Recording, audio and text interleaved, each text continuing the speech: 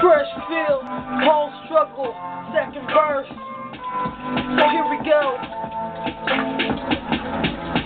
See, now he's living life just day by day and not expecting anybody to walk up and say, hey, he's 15, growing up fast, but he's still trying not to think about his past. He's counting the days down until he turns 18. That way he can leave this town. He's trying to find a job, but it's kinda hard when he's not fully grown, feeling like he's all alone. So he ran away, hoping to see a better day. But he got lost, so we got stuck in the gang. Started selling drugs, drinking liquor every morning out the mug. Went to juvie twice, and now he's 17, running around town like a dirty mouse. Now he's rolling down the street with his boys. Some guys rolled up and shut the car, and he was rushed to the emergency room.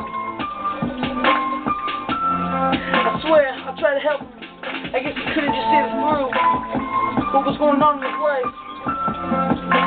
Sometimes all of us need to sit down, take a minute, and think about what we're doing before it goes down.